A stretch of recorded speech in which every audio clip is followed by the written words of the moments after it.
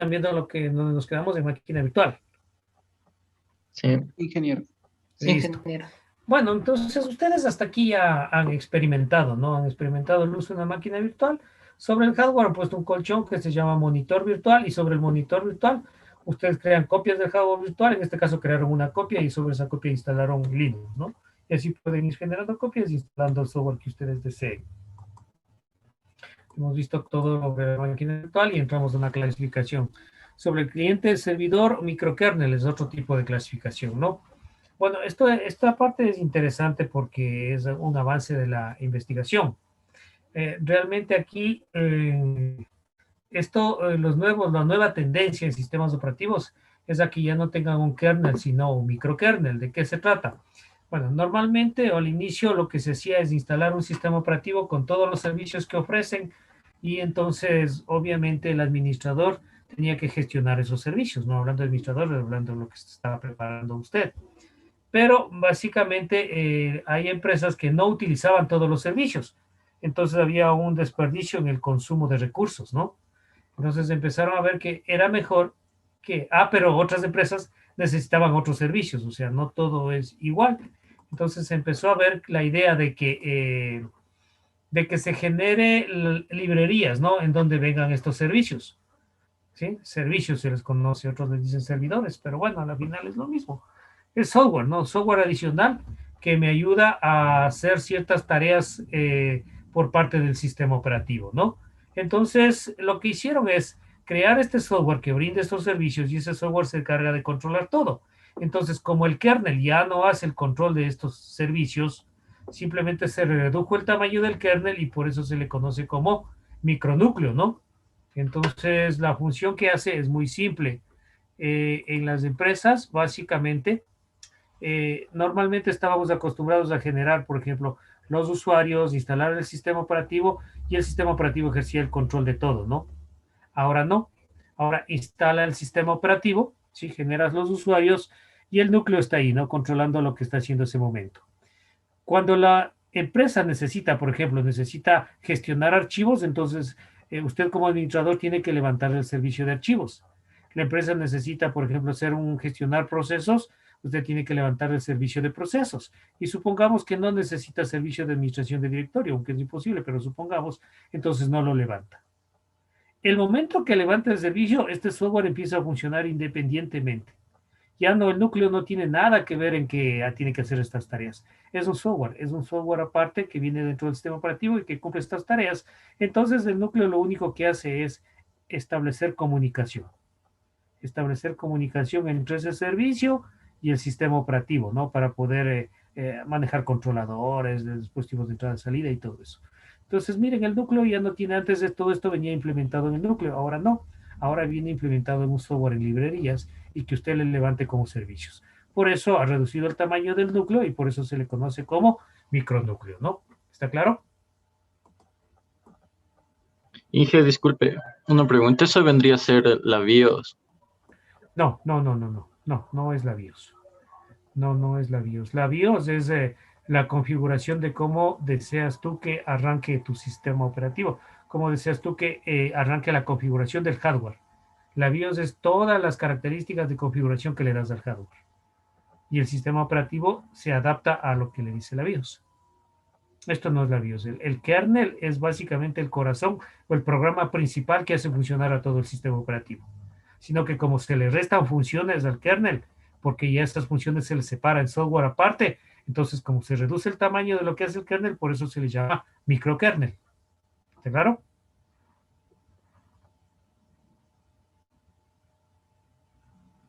¿Alguna otra inquietud? ¿Sí quedó claro, por favor? Sí, Bueno, ya vamos a hablar de lo de la BIOS, ¿no?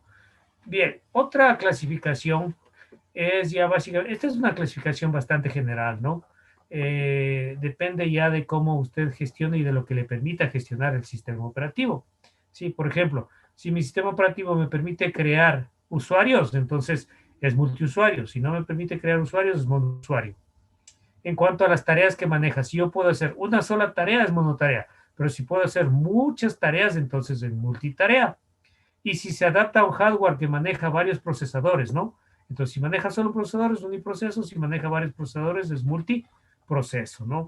Entonces, esto me ayuda a gestionar de mejor manera un sistema operativo y de hecho ustedes deberían aprovechar estas características para gestionar el sistema operativo que ustedes tengan en su casa, ¿sí? Por ejemplo, ¿qué sistema operativo tienen en su casa? Yo creo que la mayoría tiene Windows, ¿no es cierto? Entonces, Windows es multiusuario porque les permite crear usuarios, les permite hacer muchísimas tareas, sí, entonces multitarea, pero solo tienen una máquina con un procesador, es uniproceso. Si fuera un server, si tuvieran un server y tuvieran una máquina con 2, 3 procesadores, un server realmente, entonces ahí sí sería que sea multiusuario, sería multitarea, perdón, multitarea y sería multiproceso. Si ustedes instalan Linux, Linux están haciendo eso. Linux es multiusuario, es multitarea y multiproceso. O sea, claro que ahorita le están trabajando en un multiprocesamiento simétrico con un solo procesador. Pero si ustedes le incrementarían procesadores a su máquina, Linux se adaptaría y podrían hacer trabajar incluso con multiprocesamiento asimétrico, ¿no? El Linux es un server, excepto Ubuntu. El Ubuntu no es server, ¿no? El Ubuntu es solo para escritorio, como sea, pero tiene el Ubuntu server. Manejar el Ubuntu server ya es otra historia, ¿no? Eso habría que instalarlo esa parte. El Ubuntu tiene el Ubuntu estándar y el Ubuntu server. De ahí todo el resto de Linux son servers. Dan la capacidad de soportar multiprocesamiento, pero obviamente no está instalado ese servicio, ¿no? Bueno, no se llama instalar servicio, lo que se llama en los sistemas operativos es levantar el servicio. ¿Cómo debe aprovechar usted este potencial de los sistemas operativos? Por ejemplo, en su casa. Supongamos en su casa. ¿Sí? Supongamos que en su casa tiene una máquina y esa máquina utilizan 3 personas. ¿Sí? Lo que debería hacer usted si utilizan 3 personas es delimitar zonas para evitar conflictos. Es decir, debería crear el usuario 1, el usuario 2 y el usuario 3. Así debería ser el correcto manejo. Entonces, cuando cada usuario necesita manejar, tendría su usuario y su contraseña. No importa, los 3 pueden ser administradores, pero tienen su usuario y su contraseña y se especifican su área de trabajo. De esa manera deberían, de esa manera eliminarían los conflictos que muchas veces hay en las casas, que dicen, yo dejé en el escritorio tal cosa, alguien ha entrado y ha borrado, o yo dejé esto y alguien ha copiado, o alguien se ha llevado. O sea, esas cosas no pueden ocurrir si usted está ahí porque usted ya debe empezar a gestionar. Entonces, cuando entran como usuarios, ustedes entran a un solo entorno, pero en ese entorno están privadas las cosas. Lo ven, pero no lo pueden borrar porque pertenece, o este usuario puede verlo de él, pero no puede copiarle ni borrarle. Este usuario también puede ver, pero no puede copiar ni borrarle porque usted implementa las seguridades. ¿Sí? Y cada uno puede hacer las múltiples tareas y manejar ese procesador independientemente de lo que quiera hacer y evitaría un montón de conflictos y de pérdida de información y de empezarse a echar la culpa y de tratar de hacer auditoría informática por algo tan simple, ¿no? Entonces, esa es aprovechar las potencialidades de los sistemas operativos. Bueno, esto ya hablamos. Listo. ¿Hasta ahí tienen alguna inquietud en esta fase? Ingeniero, en esa parte de multiusuarios, no Ya. comparten la misma memoria, ¿cierto? O sea, comparten el A mismo ver. memoria en hardware, sí, pero en datos se mantienen separados, Sí, ¿cierto? sí, sí, sí, así es. En datos se mantienen separados porque son usuarios distintos. Uh-huh. Esa es una característica de seguridad, pues porque si comparten, entonces no estaríamos haciendo nada. Podían borrar la información del otro. Tiene razón ahí. ¿Alguna otra inquietud, señor Obando? Sí, ingeniero. ¿Se podría decir entonces que nosotros en cada ordenador nosotros tenemos multiusuarios o monousuarios? No, pues, o sea, tiene que ver la característica del sistema operativo. Pero generalmente ustedes, por ejemplo, tienen Windows desde el 8 en adelante, ¿no? 8, 5, 10. Y es multiusuario. ¿Sí? Es multiusuario. Entonces, por ejemplo, ¿ya? ¿Qué deberías tener en tu máquina? Es decir, tú tienes una portátil, ¿ya? ¿Ya? Y en esa portátil tú lo usas. Pero a veces tienes que prestarle a tu hermano, o a veces tienes que prestarle a tu primo. No es viable o conveniente que tú lo prestes con tu usuario y tu contraseña.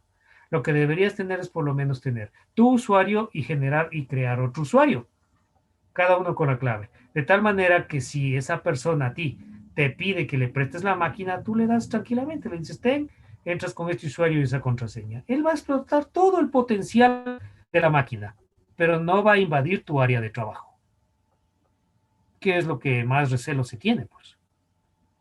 Y así no va a haber problema. Así, si es que él instala un software invasivo o un software para robar información o un software que él necesite, no va a afectar tu espacio de trabajo. Entonces, esas son normas de seguridad. Y es simple, o sea, ¿cuánto se demora en crear un usuario? 5 minutos. ¿Cuánto ganan? Muchísimo. No sé si está claro. Sí, ingeniero, muchas gracias. Listo. Entonces, así debemos trabajar. O sea, así deben gestionar. Toda portátil, toda máquina que ustedes tengan deberían tener por lo menos creado un usuario. Ustedes y el otro al que le pueden prestar o así. Y evítense contratiempos. O sea, la confianza, el exceso de confianza en las personas en el manejo de la información suele provocar graves problemas en la gestión de archivos. Usted no sabe, se lleva la máquina y usted no sabe qué está haciendo. En la facultad han pasado experiencias gratas de eso. Había una muchacha que le prestó al mejor amigo un ratito para que exponga. Y lo que le hizo fue instalarle un software espía, ¿sí? Un spyware. Y después le pidió otra vez otro ratito para hacer otra presentación. Y lo que hizo ahí es sacarle la información. Como usted digita las claves, digita las contraseñas, todo eso quedó grabado. Y él accedió al Facebook, al correo electrónico, todo, y empezó a hacer horrores. Ventajosamente, ella ya lloraba y todo de porque empezó incluso a los papás a llegarles correos desde ella, correos abusivos, correos groseros, que ella nunca había escrito. El mejor amigo le hizo eso. Le ayudamos, hicimos una detección y yo personalmente le presté, que le dije que me dé la máquina para hacerle un análisis, detecté que alguien había instalado un software malicioso, se hizo una retrospectiva con ella, se acordó a quién le prestó y se detectó quién fue el causante de todo. El mejor amigo. Entonces no es bueno confiar. ¿Qué hubiera hecho esto? Era tan simple. Le prestaba, no hay problema, pero le creaba un usuario. Le decía, pero dame de administrador. No, los dos son administradores, no hay problema. Lo que pasa es que es mi espacio de trabajo y el otro es un espacio de trabajo para que uses lo que quieras. Entonces eso garantiza la integridad de la información, aprovechando ese pequeño potencial de un sistema operativo.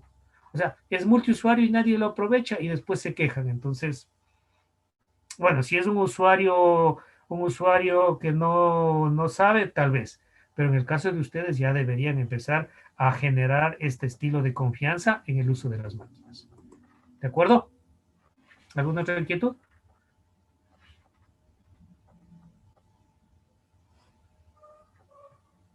Bueno, ahora entremos a ver lo que son los sistemas operativos por la forma de ofrecer sus servicios. ¿Sí?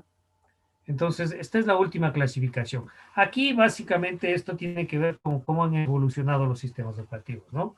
Cómo han avanzado, sobre todo en lo que son las comunicaciones. Aquí un poco sé tener problema con ustedes porque ustedes son de software, ¿no es cierto? Están en segundo semestre y aún no ven redes. Yo por eso insistía que esta materia debe estar en tercer nivel, pero la decana tomó la decisión de ella solita cambiar, yo me mantengo en eso y bueno, ella tendrá que asumir si hay consecuencias después en esto, ¿no? Eh, Miren, aquí hay dos partes, los sistemas operativos de red y los sistemas operativos distribuidos. Los primeros que se crearon son los sistemas operativos de red, apareció con las redes. ¿Cuál es la característica de esto? La flexibilidad de que las máquinas puedan interconectarse entre sí e intercambiar información sin importar el sistema de operativo que tengan. Pero esto no es automático, no. Esto requiere que usted lo configure, usted levante el servicio para hacer esta comunicación y usted genere esa transparencia para que el usuario lo vea. Esto no es muy conflictivo hacerlo, pero sí tenía una desventaja en los sistemas operativos, ¿no? Entonces aquí ya surgió lo que es compartir recursos, ¿no? Podía compartir archivos, podía compartir impresoras y todo. La desventaja aquí es que se necesitaba saber dónde están los recursos compartidos, ¿sí?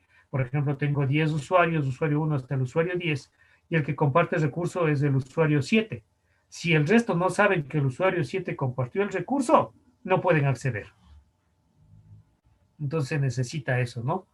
Pero bueno, fue un gran avance. requería un poquito más de conocimiento y fue un avance. Y ahora la tendencia es a que los sistemas operativos sean un poco más transparentes, sean mucho más transparentes. Esa transparencia se lo está logrando a través de los sistemas operativos distribuidos. Ya esa es la tendencia actual, ¿no? En teoría, hablar de sistemas operativos distribuidos es un mundo enorme hasta llegar a la inteligencia artificial, pero en la práctica todavía hay bastante por trabajar, ¿no? Todavía en la práctica hay bastante por trabajar, pero ya son distribuidos. Por ejemplo, el Windows que usted utiliza ahorita, el 10, es distribuido. Linux, la versión desde la 6.5 en adelante, es distribuida. ¿Sí? Sino que, ¿por qué no usamos la 6.5? Porque la 6.5 ya no tiene asistencia técnica y algunas cosas ya no funcionan. Ya no hay actualizaciones. Entonces, desde Linux, desde la versión, la 7 en adelante, todavía está en vigencia, aunque ya están anunciando sacarla del mercado. ¿Por qué lo sacan? Porque no tienen tiempo para estar haciendo actualizaciones y todo para sistemas operativos antiguos, pudiendo generar uno más nuevo, ¿no? Entonces eso obliga, pero claro, eso también obliga a tener un poquito más de recursos. Bueno, en Linux no es mucho, ¿no? En Windows sí consume bastantes recursos, en requerimientos. Entonces, ¿por qué son distribuidos? Son distribuidos porque la manera de trabajar y de enfocar el entorno de las cosas es muy diferente. O sea, abarca todo lo que hace de la red y va mucho más allá. ¿Sí? Tiene muchas herramientas para presentar esto de la distribución. ¿Sí? Primero, o sea, aquí ya no comparte, aquí distribuye.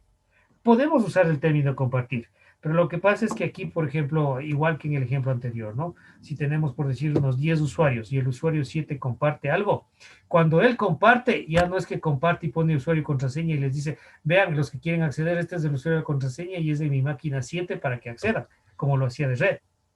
Aquí no. Aquí comparte y él decide. Dice, bueno, voy a compartir este archivo, pero el de la máquina 1 tiene que solo leerlo, el de la máquina 3 puede leer, escribir, el de la máquina 4 solo puede visualizar. ¿Sí? Y los otros no lo ven. Entonces, esas características pone el momento de compartir. Y ya está. Los otros no necesitan saber nada. Cuando ellos prenden la máquina, van a ver que tienen un recurso compartido ahí en su índice en el árbol de directorios y acceden y harán solo lo que el administrador le permitió o el que compartió permitió. Entonces, es muy transparente, ¿no? Eso está compartido en la máquina del usuario 7, pero ellos lo ven como que estuviera en su máquina, ¿sí? El usuario 10 pone una impresora y lo comparte con todos. Hace un servicio de impresión. Todos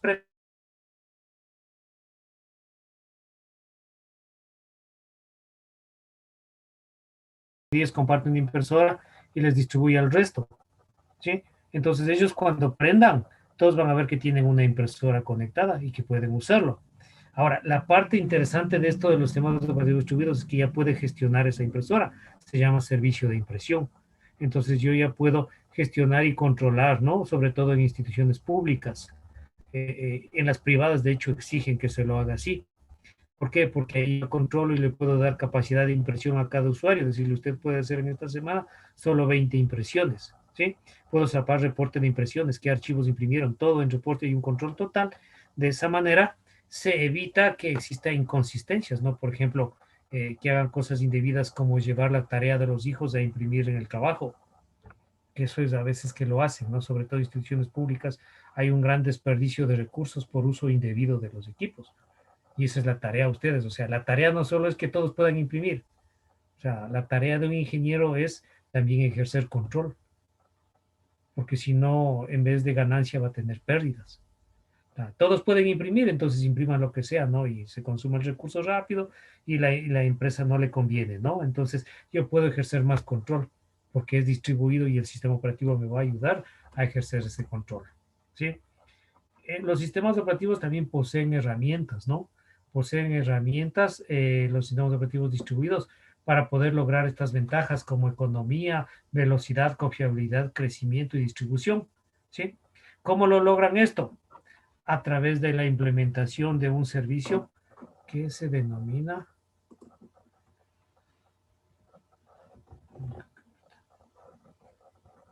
clúster, ¿sí? Clusterización. Hay dos tipos de clústeres. Alta disponibilidad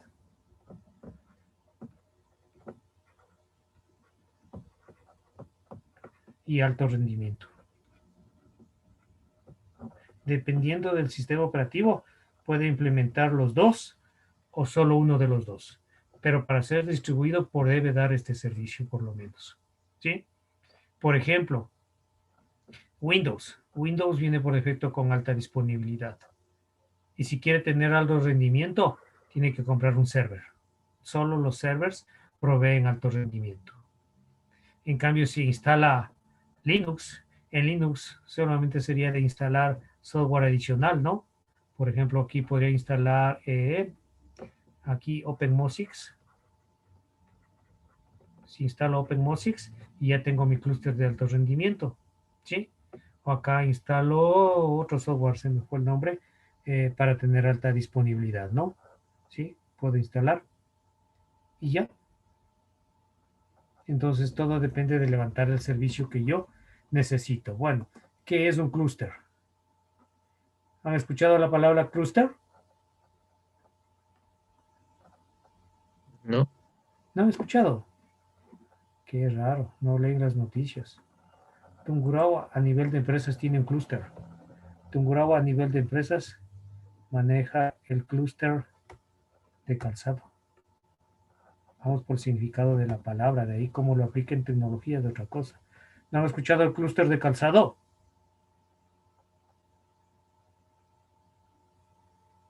No, No, No, ingeniero. no hice. hable serio. Ah, pero TikTok, ay sí. A ver, miren, ¿cómo trabajan los clústeres? ¿Qué es lo que hizo Tungurahua? Tungurahua hace alianzas internacionales para, para exportar lo mejor que tiene. Y Tungurahua tiene muy buena calidad en calzado. Sí, muy buena calidad en calzado. Entonces, lo que no sabemos es comercializar. ¿Sí? Siempre tenemos muy buena calidad en calzado, pero los colombianos nos vienen a dar comercializando. Esa es la parte negativa que tenemos. Pero de ahí tenemos muy buenos, ¿no? Muy buenos. Sobre todo, un campo que no explota es el calzado artesanal, mejor se tiende a perder, cuando el calzado artesanal en otros países del mundo es muy costoso, ¿no? Por la calidad que tiene. Pero bueno, ¿qué es lo que hacen con esto del clúster de calzado? Como hacen esas alianzas con las empresas, con el extranjero, obviamente las empresas en el extranjero es para hacer requerimiento, ventas, ¿no es cierto? O para hacer intercambio de productos. Pero obviamente en Tungurahua nosotros tenemos empresas de calzado, pero hay una empresa que se dedica, por ejemplo, a fabricar calzado para diabéticos. Otra empresa se dedica a hacer calzado deportivo. Otra empresa hace calzado casual, ¿no? Claro, las tres empresas, si fuera este el clúster, los tres o cuatro empresas, deben trabajar bajo estándares internacionales. Ese es un requerimiento. Lo primero para hacer clusterización es estandarizar, ¿no? Estandarizar es regir todo bajo normas que regulen todo el manejo de la información internacionalmente. Entonces, eso ya es cuestión de cada empresa. Una vez que se han estandarizado, obviamente el pedido va a ser, por ejemplo, cuando sea para ventas, no es que le pueden pedir y decir solo necesitamos calzado deportivo, ¿no? No, le va a pedir calzado deportivo, calzado casual y calzado para enfermos, por ejemplo, un pedido en diferentes cantidades de acuerdo a los requerimientos de ese país. Entonces, una sola empresa está imposible de cumplir esto. Pero la alianza estratégica entre todas las empresas y bajo esos estándares de calidad les va a hacer posible cumplir este pedido y cubrir y poder generar más ingresos para cada empresa, ¿no? Es como un aporte colaborativo. Eso es un clúster, no sé si les quedó claro. Sí, ¿Sí? Sí. Entonces, ¿cómo trabajan? ¿Cómo van a trabajar ustedes clústeres en sistemas operativos? La teoría es esa y la aplicación es muy similar. Lo que se hace en el clúster de sistemas operativos es básicamente que, por ejemplo, el clúster de alto rendimiento, ¿sí? Un clúster de alto rendimiento es que, por ejemplo, yo tengo un servidor, ¿sí? Este es mi server. Y en ese server instalo, ¿no? Todo server tiene, instalo aquí, tengo mis procesadores, listo, y acá tengo mi capa de aplicación. Instalo mi aplicación que va a hacer uso del navegador, aquí almaceno mis bases de datos, ¿no? Listo, almaceno mis grandes bases de datos. Y claro, y tengo usuarios que se van a conectar acá al server, ¿sí? Entonces, ¿cómo incremento el rendimiento? Al instalar un clúster de alto rendimiento, como por ejemplo OpenMosix, ¿sí? OpenMosix, lo que hago es que estos usuarios no están utilizando terminales tontas, sino terminales inteligentes. Cada usuario tiene una terminal inteligente. Cada usuario. ¿Qué quiere decir terminal inteligente?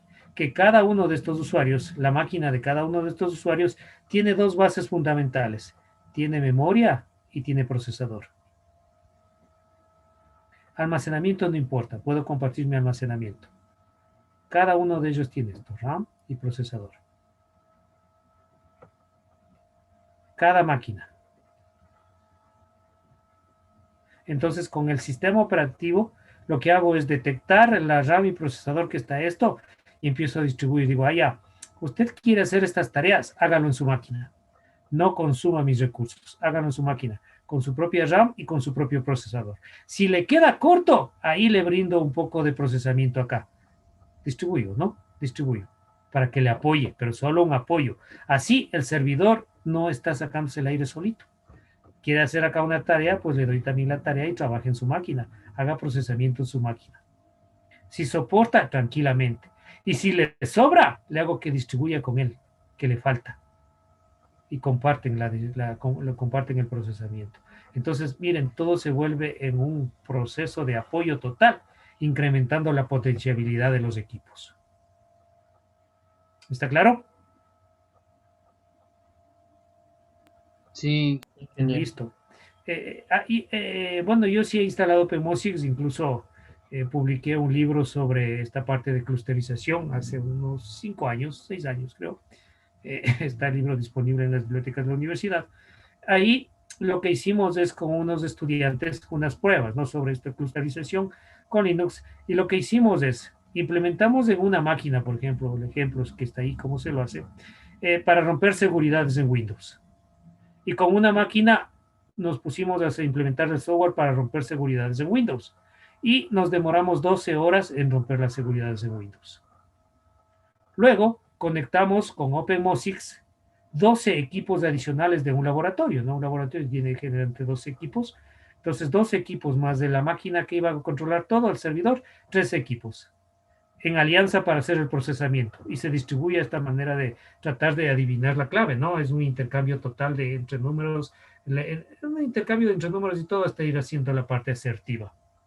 Entonces, cuando implementamos esto y le pusimos a funcionar, redujimos a que de las 12 horas, redujimos a 4 horas, porque utilizamos clusterización. Y se prueba todo esto, ¿no? Economía, porque observamos lo que hay, velocidad, se hizo más rápido, confiabilidad, hicimos la misma tarea, crecimiento, incrementamos la potencialidad de los equipos y distribuimos la tarea. Ese es un clúster de alto rendimiento, ¿no? Ahora, el clúster de alta disponibilidad. El clúster de alta disponibilidad, por ejemplo, Linux puede hacerle implementando Oscar, se llama el software. El clúster de alta disponibilidad, en cambio, es distinto, ¿no?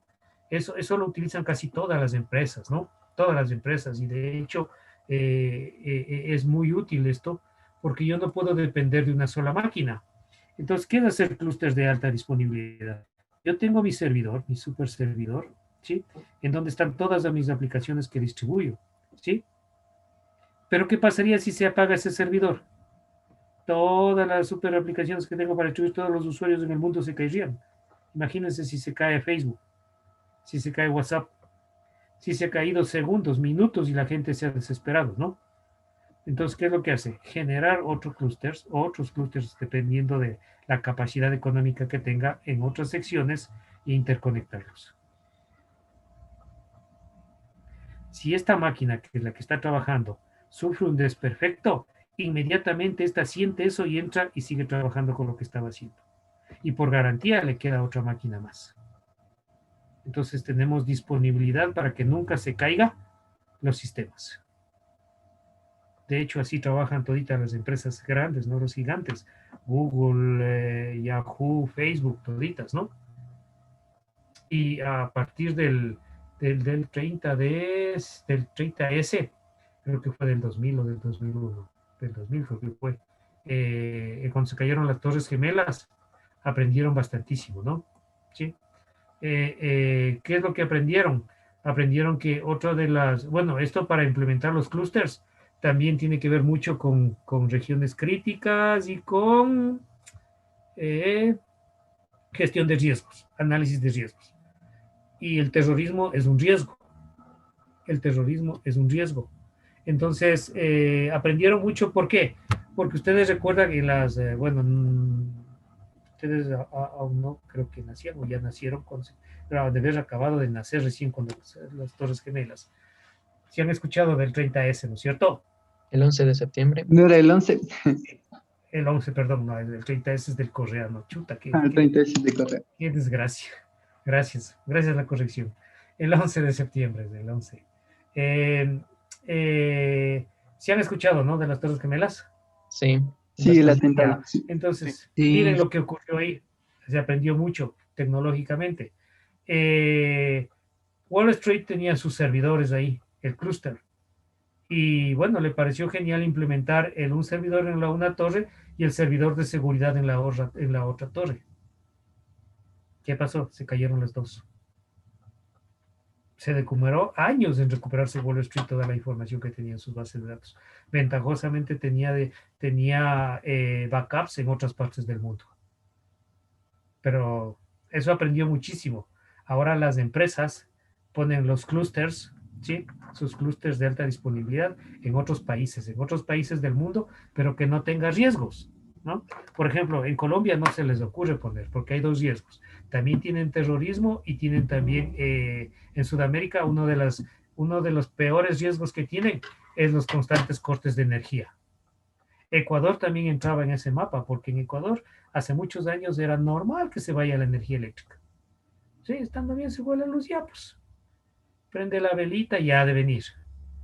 Pero eso a nivel tecnológico es grave, grave, sí, es muy grave ahorita, imagínense, ¿no?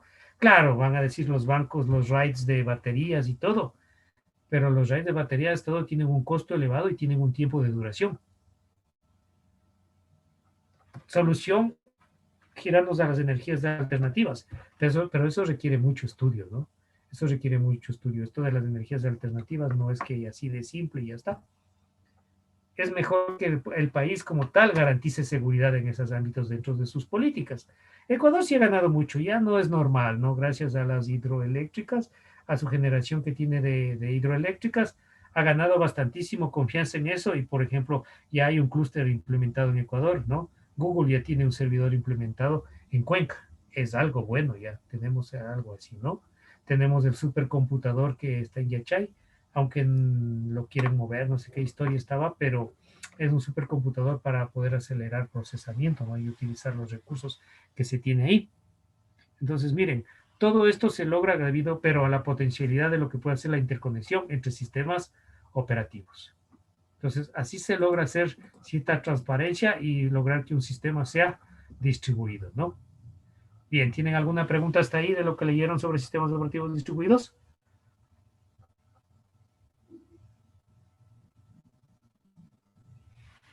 Bueno, entonces, en base a todo esto que hemos visto, podemos decir ya que cuáles son las nuevas tendencias, ¿no?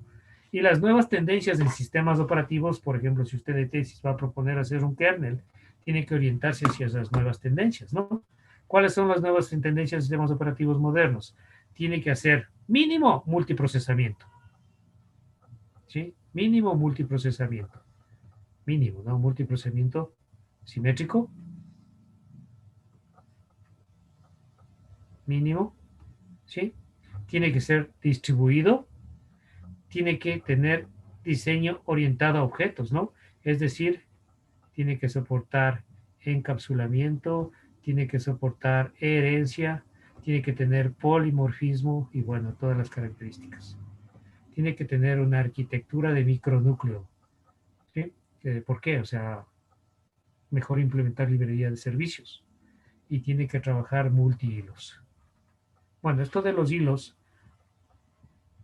un poquito, ¿no? Aunque en procesos ya hemos de ver hilos, es cuando usted hace esto correctamente, el diseño orientado y la programación orientada a objetos usa correctamente. ¿Qué son los hilos? Es que usted cuando genera un proceso, a ese proceso le debe dividir en tareas, ¿sí? Y hace muchas tareas. Y ese conjunto de tareas son el proceso, ¿no?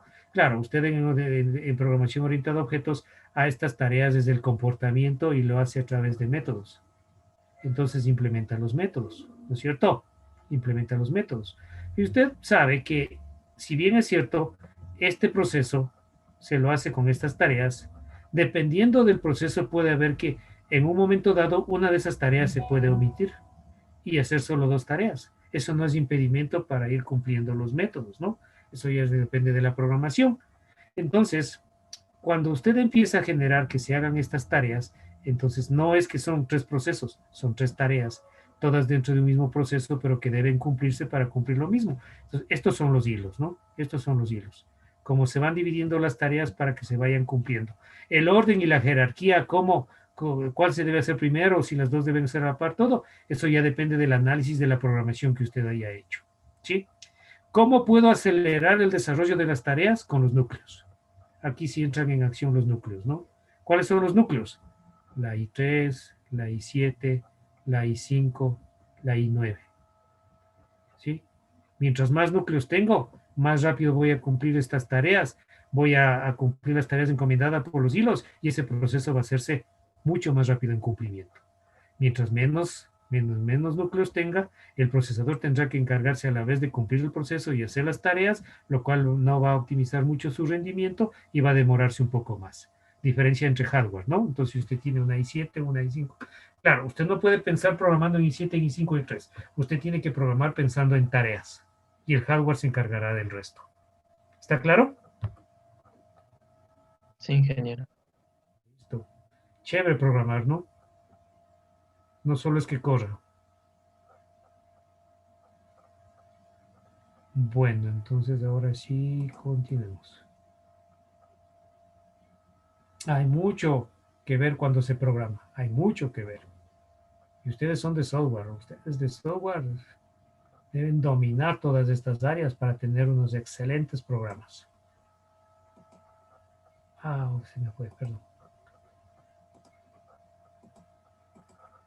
Bueno, entonces eso es todo lo que he hablado de las características que debe tener un sistema operativo moderno, con todo eso de manejar los hilos simétrica o asimétricamente. Entonces vamos a lograr que haya mayor rendimiento, disponibilidad, crecimiento incremental y escalabilidad, ¿no? Por mientras más tareas divida y mientras más núcleos tenga, más rápido voy a desarrollar los procesos. La idea fundamental es un equilibrio.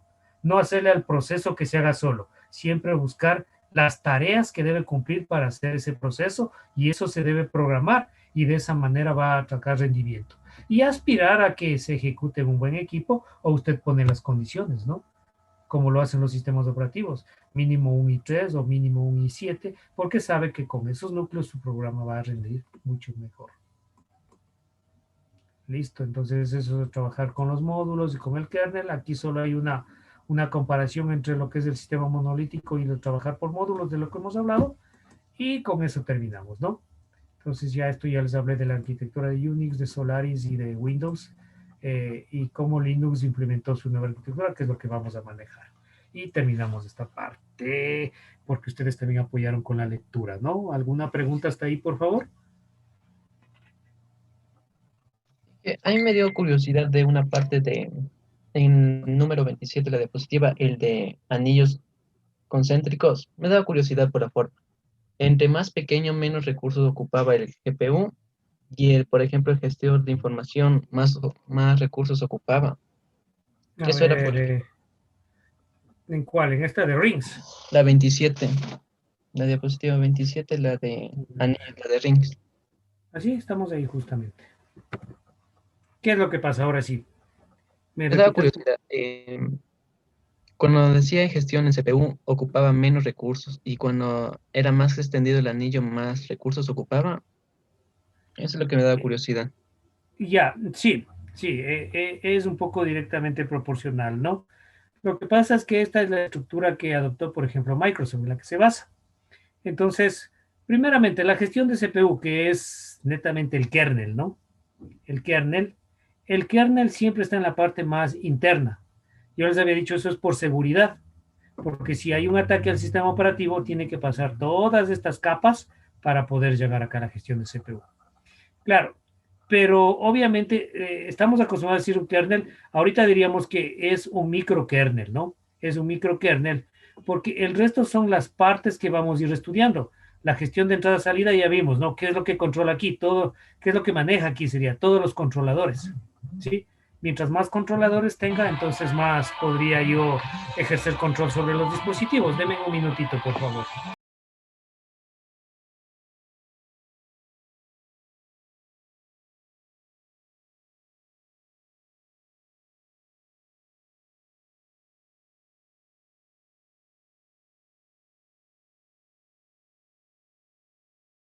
Entonces, miren, en esta capa, todo depende de lo que esté consumiendo, ¿no? Si yo tengo bastantes controladores, entonces esta capa va a cambiar.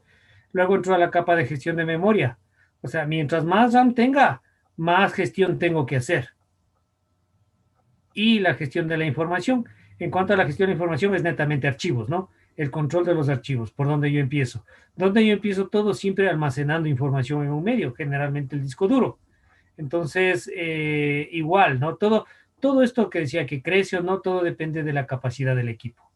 El sistema operativo se adapta, pero obviamente mientras más capacidad tenga, más información tenga, hay que gestionar más y obviamente la tendencia es a percibir que el sistema como que es más lento. En realidad no es lento, se está demorando más en encontrar la información o en tratar la información. Eso nomás, ¿no? No sé si quedó claro. Sí, ingeniero. ¿Alguna otra inquietud, por favor?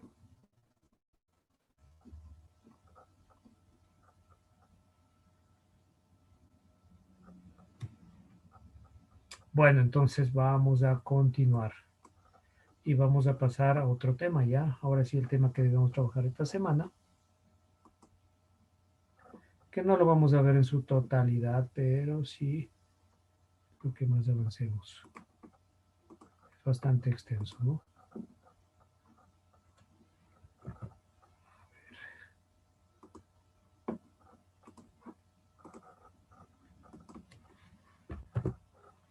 ¿Están viendo sobre el sistema de archivos?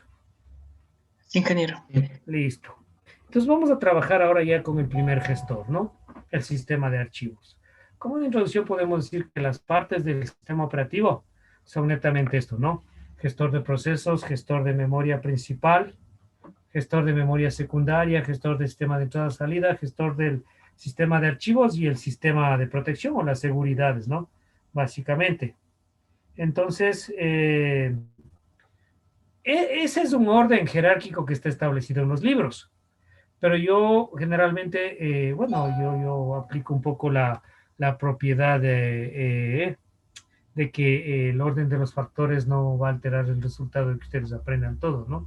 Yo me voy más por su experiencia que ustedes tienen, ¿no? Entonces, la experiencia que ustedes tienen, primerito fue el de trabajar con dispositivos, entonces quedó claro cómo el sistema operativo maneja todo lo que es entrada-salida y ahí la base son los controladores. Y vamos a seguir hablando un poco cómo perciben los controladores, ¿no? Otra de las cosas que ustedes ya tienen experiencia en hacer es en copiar, cortar, pegar información. Entonces, por eso es que vamos a ver cómo funciona el sistema de archivos, ¿no? Luego, avanzando estos dos, pasaremos a ver cómo maneja el gestor de memoria principal y secundaria y terminaríamos con el gestor de proceso sin dejar de lado todo lo que es protección. Pero en cuanto a protección, solo empezaremos a ver todo lo que es protección a nivel de prevención, ¿no? Porque tienen otra asignatura que es administración de... No, no es administración, tienen otras asignaturas ustedes en software en donde ya ven todo lo que son seguridades. Pero de hecho ustedes ya han empezado con el sistema de protección. ¿Por qué empezaron? Porque ya instalaron Linux y ya vieron que Linux empieza con esto de los sistemas de protección, que ustedes no pueden instalar Linux si no crean por lo menos un usuario y una contraseña. El administrador, ¿no? El root. Sí crearon, ¿no es cierto? Sí. Entonces, ese es el inicio del sistema de protección. Ahora, la parte crucial en que ustedes deben encargarse es no olvidarse la contraseña. Si me preguntan, ¿puedo recuperar la contraseña? Sí, sí puede, pero es bastante costoso y estricto.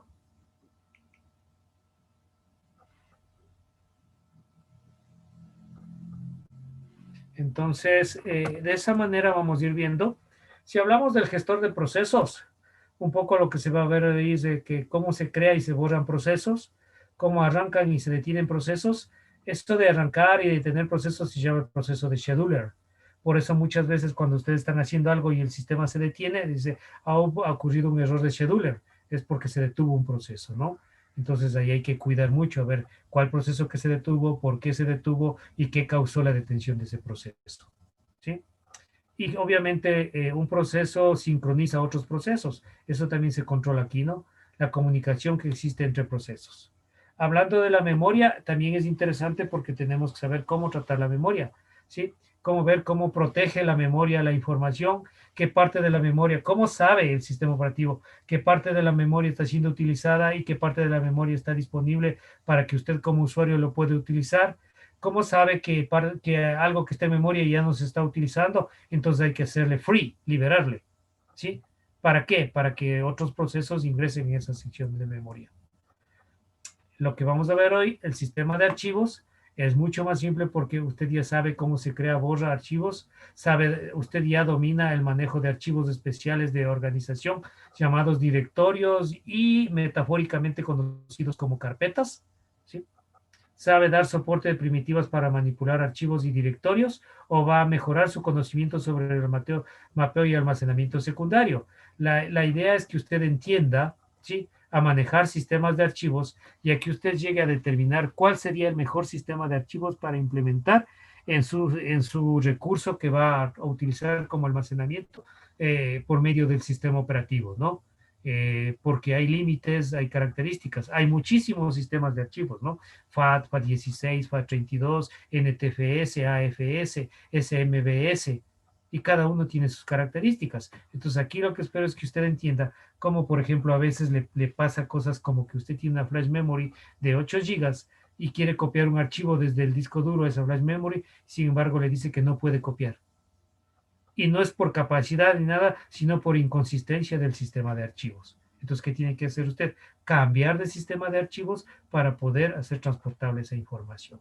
Todo eso vamos a hablar en el sistema, en el gestor de sistema de archivos, y también veremos un poco de lo que es seguridades, ¿no? Como les dije, pero a nivel preventivo. Entonces, esa es un panorama de lo que nos viene de aquí en adelante y vamos a empezar con el sistema de archivos, ¿no? El file system. El sistema de archivos básicamente es una estructura de directorios con algún tipo de organizaciones, ¿no? Que nos permite almacenar, crear y borrar archivos en diferentes formatos. Para entender esto, primero empezamos viendo que es una estructura de directorio. Todos ustedes han manejado directorios, ¿no? ¿Por qué manejan directorios? ¿Quién me dice? Por organización. Exacto. Ese es el fin y eso es lo que ustedes deben hacer, ¿no? Los directorios fueron creados para que el usuario sea más organizado.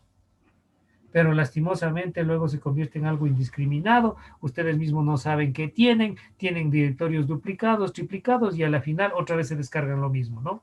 Entonces tienen que aprender a gestionar bien los directorios. Si no lo pueden gestionar, búsquense un software de gestión de archivos. Ese software se implementa y les va a ayudar a decir, mira, esto tú ya tienes, esto no tienes. Tienes 3 directorios con el mismo nombre para que usted haga la toma de decisiones y vaya organizando bien, ¿sí? Porque si no, de seguir en ese sueño eterno, ¿no? Ya he de organizar, ya he de arreglar, ya he de poner. En una empresa usted no puede hacer eso. No puede mezclar las cosas porque, o sea, todo tiene que ser operativo. ¿Okay? Y entonces empecemos a ver un poquito sobre la terminología de archivos. Usted que es programador por excelencia, entonces en todo lo que es terminología de archivos, usted sabe, ¿sí?, que usted programa, ¿no es cierto?, desarrolla un software para manipular archivos. Eso es lo que hace usted. Manipula, ¿no? Ese software hace entrada y salida de información. Pero realmente, ¿cómo funciona? ¿Sí? Este software que usted genera, obviamente va generando controladores, entonces genera un buffer con el que alterna la información, la RAM netamente, ¿no? ¿Sí? Y a través de interacción luego baja hacia el disco duro, hacia una sección del disco duro, ¿no? Almacena la información y ese es el proceso. Si recupera información, también lo recupera hacia el buffer y luego la interfaz que ve el usuario y transmite la información en un formato agradable. Porque si transmitiera en el formato en que se almacenó en disco, no entendería nada, ¿no? Entonces su tarea es desde aquí, todo esto de aquí, transmitir y trabajar en un formato agradable, ¿no? Aquí está almacenado la fecha de nacimiento de la persona. ¿sí? Estará almacenado 3 dígitos, que da la orientación de la fecha de nacimiento. O sería, no, serían 3, sería 2, 4, 6 dígitos, ¿sí? 2 dígitos para el mes, 2 dígitos para el día y 4 dígitos para el año. Pero usted acá es el encargado de presentarle a través de su desarrollo que pase por aquí y que de cuando salga de la memoria hacia la presentación, salga, por ejemplo, 18 de abril de 1998. Un formato comprensible para el usuario. Entonces, ese es su trabajo, ¿no? Entonces, ahora, ¿cómo almacena la información? Ya esa es la decisión de usted. ¿Sí? ¿Ha manejado archivos en Java?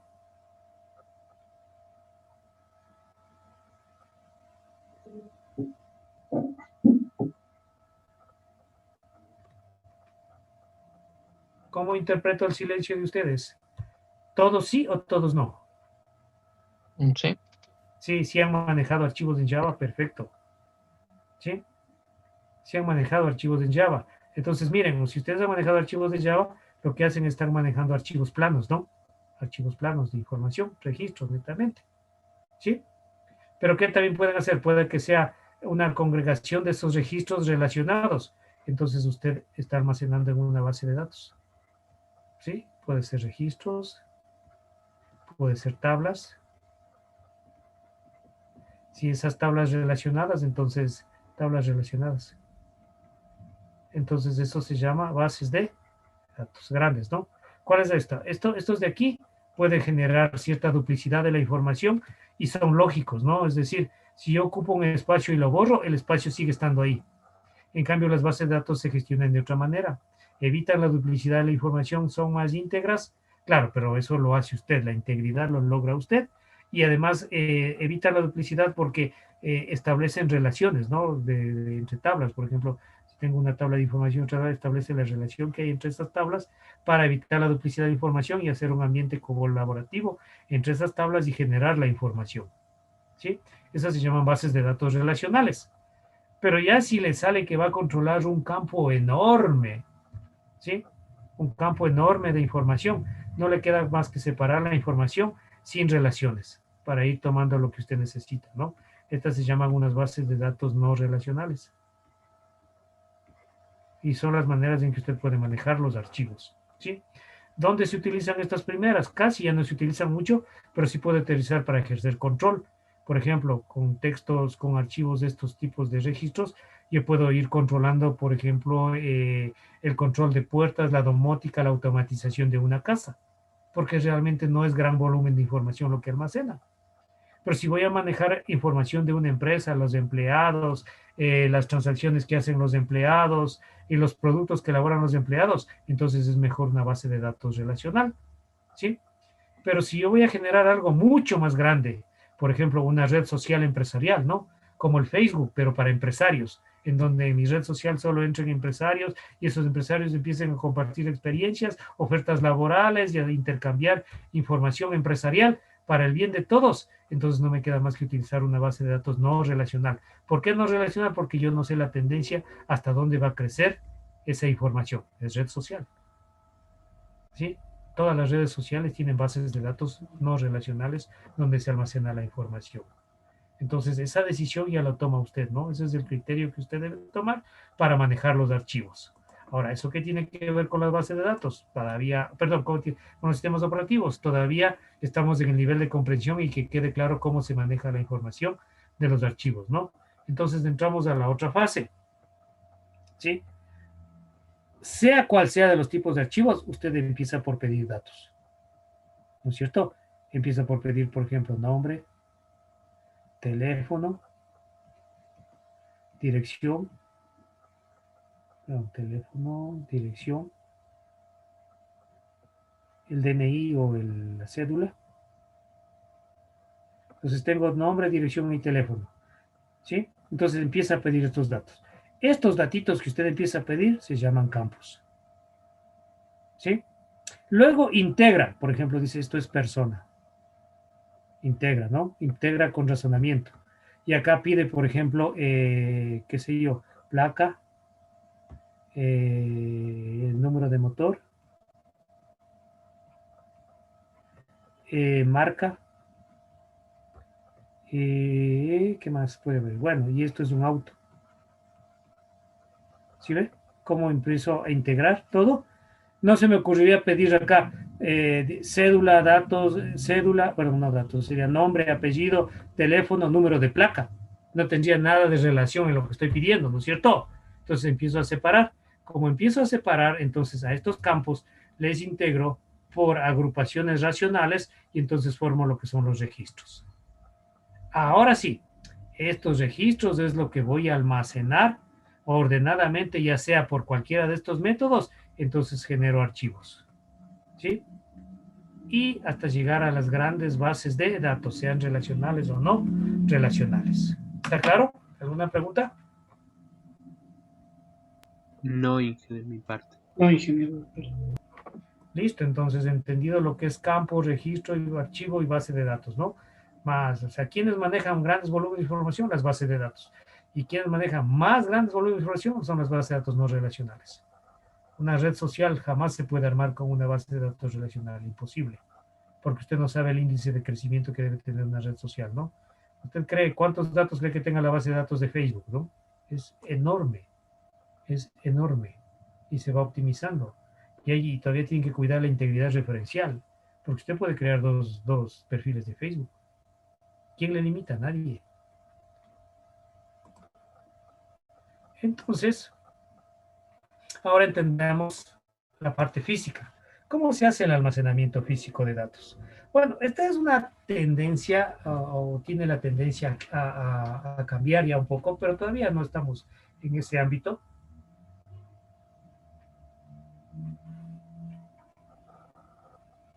Hablamos de que todavía se sigue almacenando y sigue siendo confiables los discos duros magnéticos, ¿no?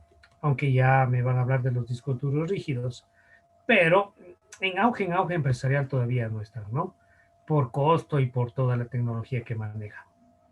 Entonces, si hablamos de los discos duros magnéticos un poco, de donde se hacen los backups y se almacena información, hay ciertas cosas que usted debe tener en cuenta antes de presionarle al sistema operativo, ¿no? Hay que entender que el disco duro es una superficie que tiene platos, ¿sí? Mientras más capacidad tenga el disco duro, más de estas superficies planas tiene. Estas superficies planas se denominan platos, ¿sí? Tiene los platos. A cada plato se le asigna un medio que lee y escribe en el plato, que se le llama cabeza de lectura, escritura. Hasta ahí estoy hablando de partes mecánicas, ¿no? Cabeza de lectura, escritura. Sí, entonces tenemos las cabezas de lectura, escritura. ¿Sí? Entonces tenemos la cabeza de lectura, escritura. Bien, aquí hay que entender algo. Como son partes mecánicas, usted siempre debe saber que el sistema operativo siempre les protege. Y usted debe aprovechar ese potencial de proteger estos dispositivos. Porque si no, usted mismo puede ser causante de la distribución. ¿Por qué? Porque entre la cabeza de lectura, escritura y el plato nunca debe haber un roce, jamás. Porque la información que se maneja es información magnética. Por lo tanto, debe haber un colchón de aire entre la cabeza de lectura y el plato. Y usted debe evitar que exista ese roce. Pero hace lo contrario, ¿no? El hecho de que su máquina sea portátil no quiere decir que mientras está haciendo transacción, mientras está haciendo operaciones, usted puede agarrar y tirarle por donde quiera.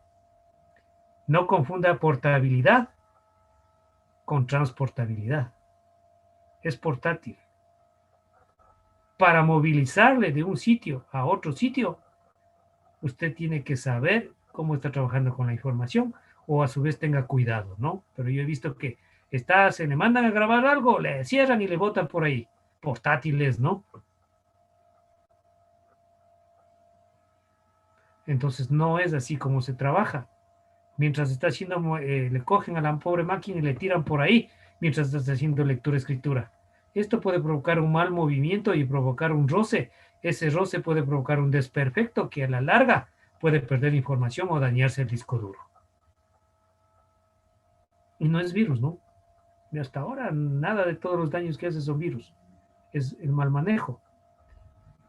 Mientras más transacciones esté haciendo, ¿sí? Mientras más transacciones, más tareas está haciendo, recuerde que la cabeza de lectura-escritura lee y escribe información. ¿Tomada desde dónde? Desde RAM. Hace esa transferencia de información desde y hacia RAM. En RAM está todo ahí, ¿no? Y está esperando hasta que sí. ¿Hasta cuándo? Hasta que descubra esto. Hasta que encuentre el end of file, fin de archivo. Terminé de hacer todas las transacciones. Si no hay un end of file, esto va a seguir haciendo la transferencia. Y usted no puede exigirle que haga end of file. ¿Cómo le exige que haga end of file? Agarre y desconecta la máquina, porque ya tiene que irse. ¿Sí?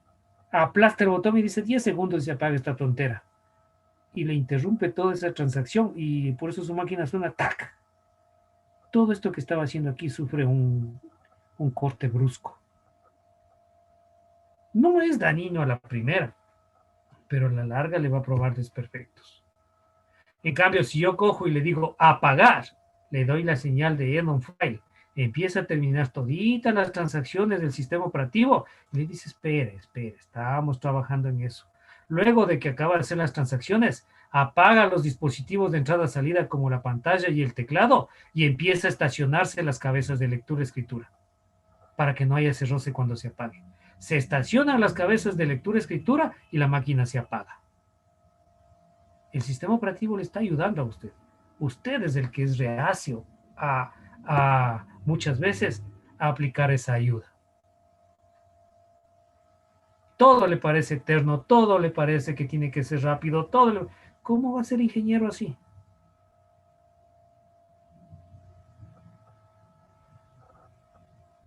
¿Cómo va a trabajar así? Quieren darle un golpe a la pobre pantalla para que la máquina se apague y ya no joda, ¿no? Si no tiene paciencia con su herramienta de trabajo, véase usar otra profesión. Estas transacciones mínimas se muere de las iras por el tiempo y recién está en segundo semestre. Todavía le falta hacer multitransacciones en lo que es software y analizar el funcionamiento y analizar los resultados y ir viendo todo, ¿no? Lo que significa a veces no dormir. Entonces, ¿cuántas máquinas va a romper hasta eso? Espero que con esto les quede claro cómo deben tratar adecuadamente, primero proteger ustedes a los equipos para esperar buenos resultados transaccionales. Entonces, las cabezas de lectura escritura tienen que estacionarse, por eso se demora en Windows. Linux también, mientras más transacciones haga, va a demorar en apagarse. ¿Por qué? Porque tiene que acabar de hacer todo el proceso transaccional y estacionar la cabeza de lectura-escritura. Y una vez estacionado las cabezas de lectura-escritura, apago. Para preservar todas las partes mecánicas. Bueno, entonces esta es la primera fase de funcionamiento. Pasamos a la segunda fase. Tiene que preparar el área de trabajo. ¿Cómo le llama esa preparación? El formateo, ¿no es cierto? ¿Se ha formateado? Sí. ¿Qué es formatear un disco duro? Aunque las flash memories lo hacen de otra manera. Entonces, es a los platos dividirle en pistas concéntricas para almacenamiento de información. Les va dividiendo en pistas concéntricas. Esas pistas concéntricas, bueno, ya les dije, se denominan pistas. Lo correcto era decir, generan sectores concéntricos, llamados pistas. Luego, a cada una de esas pistas le va dividiendo en partes para almacenar información, en bloques, ¿sí? En bloques donde se puede almacenar información. A esos bloques se denominan sectores. Y luego,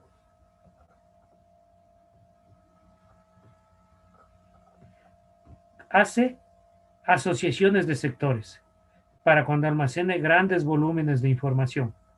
Sectores, asociaciones de sectores adyacentes. Y va formando lo que son los cilindros. Entonces tiene estas tres cosas: pistas, sectores y cilindros. Ahora sí está preparado para almacenar información. ¿Sí? Ahora sí está preparado para almacenar información. Cuando almacena información, hay que tomar en cuenta tres características principales antes de acelerarse. La primera, que la cabeza de lectura-escritura primero tiene que buscar la pista donde está la información o la pista donde haya sectores disponibles para almacenar información. Entonces le toma tiempo buscar esa pista, ¿sí? Eso se llama tiempo de búsqueda.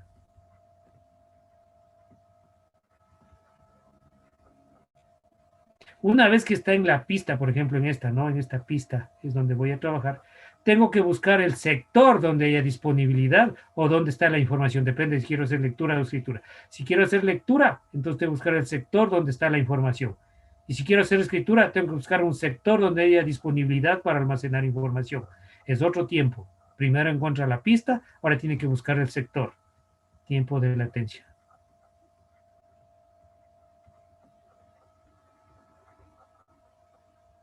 Y todo eso también depende de la velocidad en que gire mi disco. RPMs, revoluciones por minuto. La cantidad de revoluciones por minuto que tenga mi disco. Esa ya es una característica de fábrica. Mientras más rápido gire, más rápido voy a reducir el tiempo de búsqueda y el tiempo de latencia. Mientras menos rápido, ¿no? Sea más lento en girar, entonces va a demorar más el tiempo de búsqueda y el tiempo de latencia. Ahora sí le estoy entendiendo al hardware.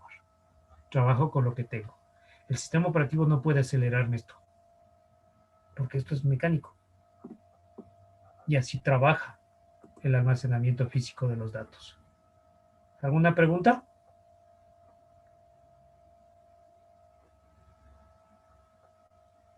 ¿Está claro? Sí. Sí. Ahora sí ya le Sí. quiere más a su máquina. Sí, ingeniero. ¿Ya le quiere más a su máquina o le sigue golpeando? Siempre se le quiere la Ojalá. Trata bonito. Sí, es nuestra herramienta de trabajo. Hay que cuidarle mucho. Pero bueno, es una máquina. Si se daña, se arregla y si ya no vale, se compra otra, ¿no? Listo. Entonces aquí he terminado todo esto. Esta explicación ya los hice, ¿no? Bien. Ahora sí hablamos del sistema de gestión de archivos. Todo eso es lo que abarca, ¿no? Todo eso conoce el sistema operativo y con todas esas partes físicas y todos esos tiempos trabaja la programación del sistema operativo. Entonces, ahora sí hablamos que el sistema de archivos es un software que proporciona a usuarios y aplicaciones servicios relativos al empleo de los archivos. Porque me maneja el tiempo de latencia, me maneja el tiempo de búsqueda, administra las RPMs y maneja la ubicación de la cabeza de lectura-escritura. Entonces, ahora sí restringe, ¿no? La única forma en que el usuario o aplicación puede acceder a los archivos es solo mediante el sistema que controla esto, que es el gestor de archivos. De esa manera, usted, por ejemplo, como programador, no desarrolla software específico para la gestión de archivos en cada aplicación. O sea, esa es la parte que le ayuda. Ya no tiene usted que preocuparse por la gestión de archivos, porque sabe que el gestor de archivos es el que le va a ayudar a usted y solo usted lo que hace es save y recover. Recupera información y graba información. Recupera información y graba información. Cuando recupera información, lo programa y lo transmite para que salga en un formato adecuado. Cuando graba información, coge información del exterior, lo procesa y sabe lo que tiene que almacenar, porque no se debe almacenar todo, ¿no? ¿Sí? Por ejemplo, si yo quiero saber la edad de la persona, suficiente con que tenga almacenado la fecha de nacimiento y nada más. No necesito tener la fecha de nacimiento y la edad, porque sería una redundancia de información, porque yo sé que existe un algoritmo que a través de la fecha de nacimiento me permite tener la edad con mayor precisión y exactitud de la que me va a decir el usuario. Y eso es programación. Entonces, ahora sí, podemos analizar los objetivos del sistema de archivos, ¿no? ¿Qué son objetivos? Cumplir con todas las necesidades de gestión de datos, garantizar en la medida posible que los datos de los archivos sean válidos, optimizar el rendimiento, ¿no?, del sistema, ofrecer soporte de entrada-salida, minimizar o eliminar la posibilidad de pérdida de información, ofrecer un conjunto estándar de rutinas de interfaz de entrada-salida, ¿sí? El GUI para poder entender, y proporcionar soporte de entrada-salida para múltiples usuarios en sistemas multiusuario. Claro, si el sistema no es multiusuario, entonces no podemos hablar de múltiples usuarios. ¿Cómo lo hace esto? Bueno, como todo es un conflicto, lo va a manejar a través de la organización y acceso a los archivos. ¿Sí? Aquí hay dos aspectos, o sea, no solo depende del sistema operativo, ¿no? Aquí hay claramente que especificar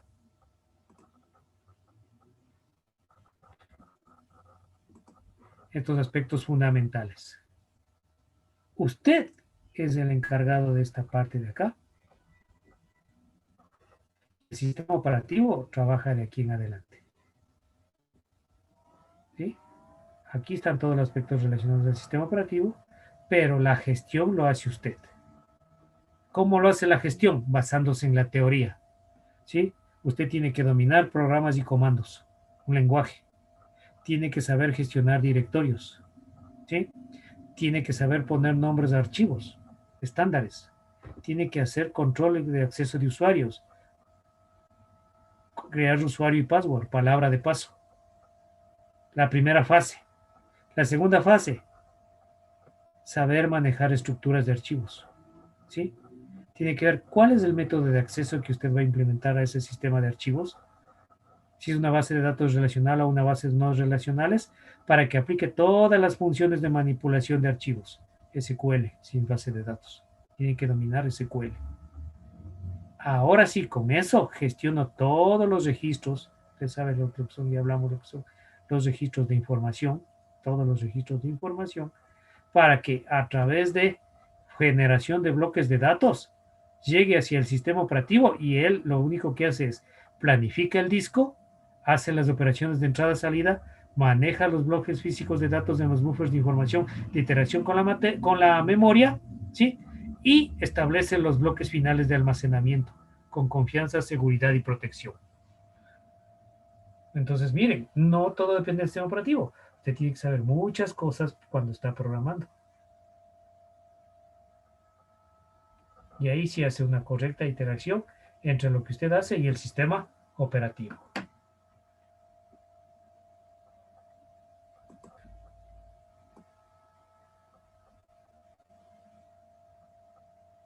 Entonces son las dos fases fundamentales en los que se basa la gestión de los archivos. Para eso, ¿sí? Y mejor dicho, con eso vamos a lograr estas dos ventajas. La primera, ayudar al sistema operativo que usted elija el medio adecuado, más fiable y con mejor y que tenga mejor velocidad para el almacenamiento de la información. Pero para eso, esta desventaja es superable, ¿no? Usted requiere más conocimiento. Y eso es lo que tiene que incrementar estos días. Ese mayor conocimiento y de hecho, para incrementar ese conocimiento, usted va a hacer un trabajo de investigación la próxima semana y defender ese trabajo de investigación para tener su primera nota, ¿no? De investigación, pero ya vamos por la nota también de evaluación. Entonces, y hablando de lo que el sistema operativo ayuda, es en la planificación del disco. ¿Sí? Esta palabrita acostúmbrese a utilizar de aquí en adelante para tener éxito en su carrera. Todo lo que usted haga debe ser planificado, porque lo que usted está haciendo son tareas transaccionales serias. No va a ser ahora antes les llamaban humoradas, ahora les dicen caídas, ¿no? No va a ser TikToks ni nada de eso, y por eso dicen, lo no planificado sale chévere. No, en ingeniería las cosas no funcionan así. Para tener éxito en algo, usted debe planificar. Y mientras más planifique, y mientras más sucesos le vaya ocurriendo esa planificación, usted está formándose y ganando experiencia. ¿Sí? Y usted llega al empirismo. Ya puede sacar nuevas teorías, basadas en su experiencia. El sistema operativo le ayuda mucho en esto. ¿Sí? El sistema operativo planifica todo lo que va a hacer usted en el disco. Y para poder establecer esa planificación, como desconoce cómo usted va a trabajar, entonces como él es un problema, ya sabe, para solucionar esos problemas, implementa algoritmos. ¿Quién me dice que es un algoritmo? Son las secuencias Una de secuencia. pasos Una se va a secuencia realizar para de... desarrollar algo. Una secuencia de pasos para poder lograr un objetivo, ¿no? ¿Sí? ¿De acuerdo? Pero vamos a agregarle algo más de aquí en adelante. Una secuencia de pasos óptimos para llegar a un objetivo. No cualquier pasos, los óptimos. Porque yo puedo hacer 15 pasos y lograr el objetivo. Pero por ahí viene alguien experto y lo hace en 3 pasos. ¿Cuál es lo más óptimo? Los 3 pasos, porque están consumiendo menos recursos y estoy logrando lo mismo. Entonces, eliminen eso de, pero sí corre, ¿no? Tienen que decir, sí se ejecuta a este costo. Y demostrar que la ejecución no tiene un costo alto. Entonces, ahí estamos siendo óptimos. Manejo de recursos. Entonces, lo primero que implementa son estos, ¿no? Tiene una librería en donde implementa algoritmos de planificación de peticiones. ¿Qué son las peticiones? Las tareas que usted le pide que haga al sistema operativo en cuanto al manejo de archivos. Que guarde información o que almacene información. Esas son las peticiones.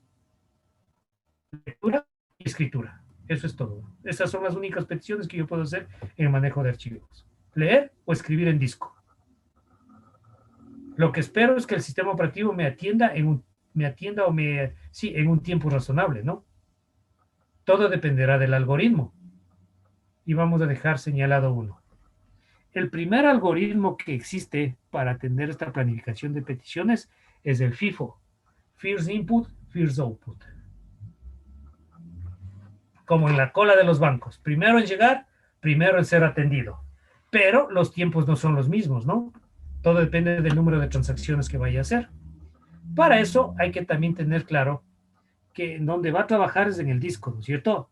Donde va a trabajar es en el disco y por lo tanto el movimiento tiene que ser desde que arranca la máquina, desde que prende la máquina. Y ahora sí regresamos a lo que decía el compañero, ¿no? La BIOS. En la BIOS lo que hace usted es programarle cómo va a arrancar la máquina. Y eso se almacena en la pista 0. Cuando se prende la máquina, lo primero que lee es la pista 0. La mayor parte de virus lo que tratan es de alterar la información de la pista 0. Alterando la información de la pista 0 se altera todo. Ahora viene mi pregunta, por favor, para las personas solo nuevas, no para los repetidores. ¿Dónde creen que está la pista 0? ¿En la parte más concéntrica o en la parte más externa? En la más concéntrica, ¿Acá? Bueno, ¿por qué? porque decía que es la más difícil de entrar porque está protegida por el resto de anillos. No confunda con rings con el disco duro. Cuidado. Estoy hablando del disco duro. La otra cosa es la estructura del sistema operativo. No me confunda. Ya porque es redondo, todo lo redondo es el disco duro. No. Es solo esquemas gráficos. No estamos hablando de las capas. Para nada. Pero bueno, lo dice que está en la pista 0. ¿Alguna otra opinión o criterio? Todos dicen que está en el sitio más concéntrico. Sí, pues están en un error. La pista 0 está en el sector más inicial, más fuera del este. ¿Por qué? Porque cuando yo prendo la máquina, la cabeza de lectura-escritura, lo primero que va a leer es acá. Si le pondría acá, me tomaría tiempo. Tendría que desplazarse hacia acá y leerlo y luego retornar. ¿Dónde es más rápido que lo lea? En la parte más externa. La pista 0 está acá en la parte más externa, contrario a lo que muchos piensan. Por flexibilidad y por rapidez. La cabeza de lectura-escritura, apenas prendo la máquina, sale del estacionamiento de la ralentización y lee. ¿Dónde le sale más rápido leer? En la parte más externa. Pues imagínense llegar a la parte más interna hasta que eso. Ya le notarían el tiempo que toma en cargarse la máquina, ¿no? Entonces ahí lee todas las características y empieza a cargar el sistema operativo. ¿Está claro? Entonces va en ese orden, ¿no? ¿Sí está claro? Sí, ingeniero. Listo. Entonces ahí va desde la pista 0, la 1, la 2, la 3, la 4, la 5 y así. Entonces, ¿cómo se mueve la cabeza de lectura? Escritura así y así. Y va leyendo las peticiones. ¿Sí? Entonces, bueno, este algoritmo no aprovecha ninguna característica de nada, ¿no? Sino que hace un FIFO, First Input, First Output, y en ese orden atiende. Pero lo que sí deben tener en cuenta siempre es desde dónde parte. siempre va a partir desde donde esté la cabeza de lectura-escritura. Por ejemplo, tenemos un ejemplo que hace estas peticiones, ¿no? 6, 10, 8, 21 y 4. Si la cabeza de lectura-escritura está en la pista 0, está ahí esperando, entonces, ¿en qué orden atendería? Atendería en el orden en que llegan, las 6, 10, 8, 21 y 4. Pero supongamos que la cabeza de lectura-escritura estaba haciendo una lectura, estaba haciendo un trabajo y estaba en la pista 8. Y ahí les llegan las peticiones. Entonces atendería desde la 8, tendría que desplazarse a la 6, a la 10, a la 8, a la 21 y a la 4. Siempre hay que tomar en cuenta desde el punto de partida de la cabeza de lectura-escritura. ¿Está claro? ¿Sí? ¿Y cómo va atendiendo? Bueno, aquí hay que medir a través de datos aritméticos y estadísticos, ¿no? Para ver. Si tomamos la más común, que sería que parte desde la pista 0, y tomamos medida para luego comparar con el resto, podríamos decir que podemos medir el desplazamiento de la cabeza de lectura-escritura. ¿Por qué? Porque estaba en la posición 0 y luego se fue hasta la 6, que es la petición, y se desplazó 6. Luego entró la otra petición, las otras están en espera, ¿no? Están esperando. Luego entró la otra petición y de 6 se desplazó hasta 10, por lo cual tuvo un movimiento de 4. Luego de 10 tuvo que desplazarse hacia la pista 8 para poder hacer la lectura o escritura y se desplazó 2. Luego de 8 se desplazó a 20, se movió hasta 21. ¿Cuánto se desplazó? 13. Y finalmente de 21 tiene que desplazarse hacia 4. ¿Cuánto se desplazó? 17. Estos son mis valores de desplazamiento de la cabeza de lectura y escritura. ¿Qué tengo que hacer? Sumar. ¿Cuál es la sumatoria? 6 y 4, 10, 10 y 2, 12. 42. Exacto. Pero ese valor no puedo yo todavía, con ese valor yo no puedo emitir criterios. Tengo que tocar criterios, para emitir criterios tengo que utilizar estadística. Y estadísticamente puedo utilizar la media, la mediana o la moda. Vamos a utilizar la media. ¿Cuál es el tiempo promedio que la cabeza de lectura utilizó? Tiempo tentativo promedio que la cabeza de lectura escrito por proceso. ¿Para cuánto debería dividir entonces esto? Para el número de procesos de transacciones que hizo. ¿Cuántas transacciones que hizo? 1, 2, 3, 4 y 5. Entonces, ¿cuál es el valor? 42 dividiendo para 5. 8.4. ¿Perdón? 8.4. 8.4. Y tengo este valor. 8.4, perdón. ¿Y ya? Y este es el tiempo, bueno, un tiempo aleatorio promedio de movimiento de la cabeza de lectura-escritura con este algoritmo. Ese valor me va a servir luego para comparar con el resto de algoritmos, ¿no? Y poder sacar criterios con ustedes. ¿Está claro? ¿Sí? Listo. Entonces hasta aquí nos vamos a quedar porque ya se nos acaba la hora. ¿Sí? Se nos acaba el tiempo y no quiero saturarles con todo esto. Vamos a ver hasta ahí.